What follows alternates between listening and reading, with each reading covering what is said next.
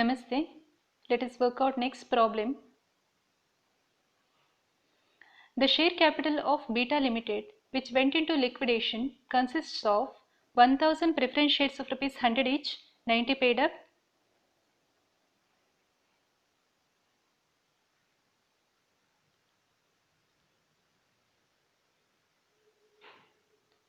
₹800 A equity shares of ₹100 each, 80 paid up, 1000 B equity shares of ₹100 each, 60 paid up. Okay, so there are three partly paid up shares. The preference shares had no priority right as to the repayment of capital. So this point is very important. They have given there is no priority for preference shareholders. That means what? We should treat preference shareholders and equity shareholders same. Calls in advance. So there is a point. Calls in advance received from A shareholders 2750. So in the case of winding up, we have to return it back. Then various creditors they have given. So there is preferential creditors, then fully secured creditors, unsecured creditors. So in the unsecured creditors, out of which rupees 2000 was waived by them.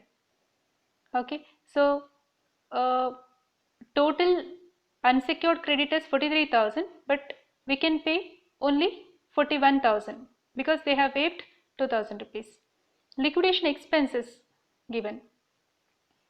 Then liquidator's remuneration was fixed at 4% on the amounts realized.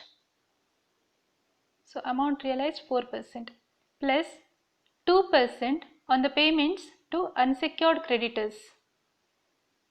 So 2% is there. Assets realized 2,20,000. Clear? So this is the problem.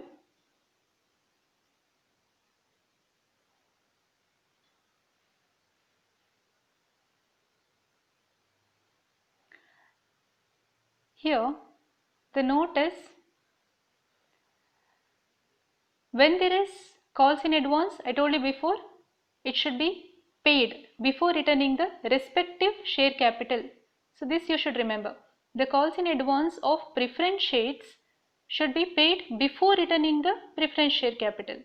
The calls in advance on equity shareholders or equity shares should be paid after returning the preference share capital. This thing you should keep in mind. If there are different categories of equity shares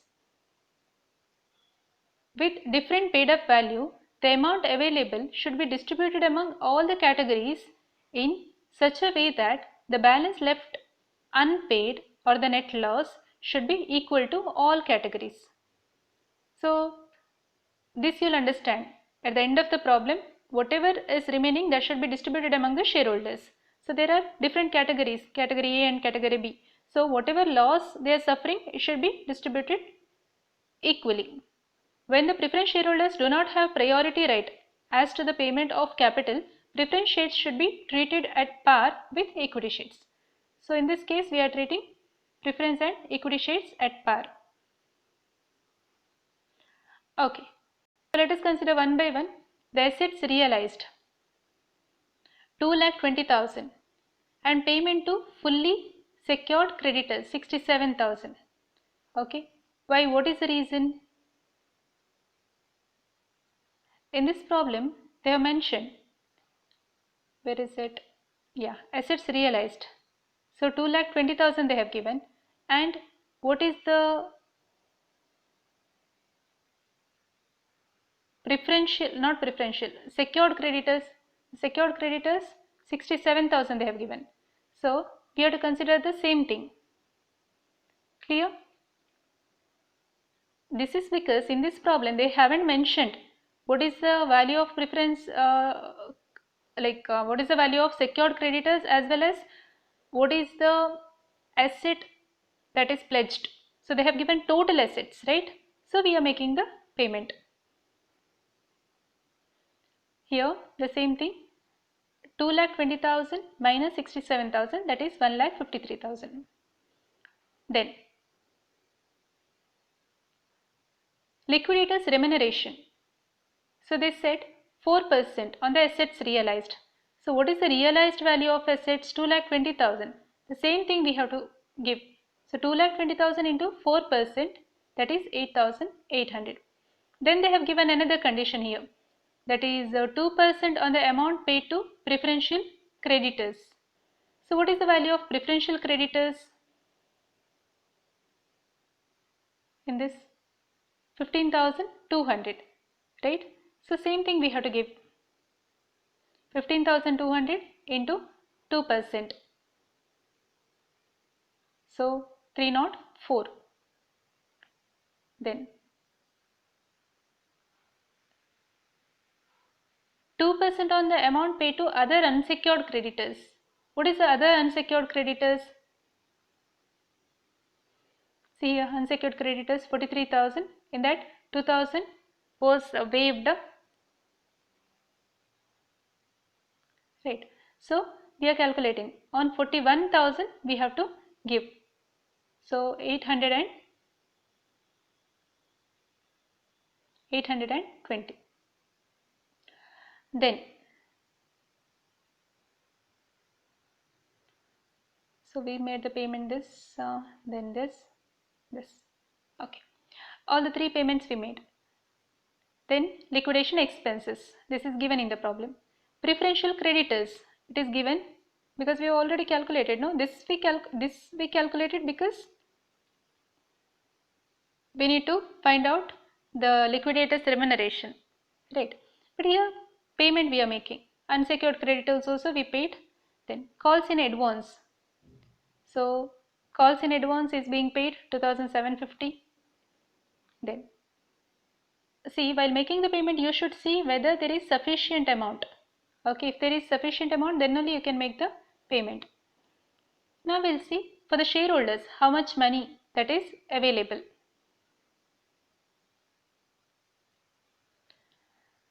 So here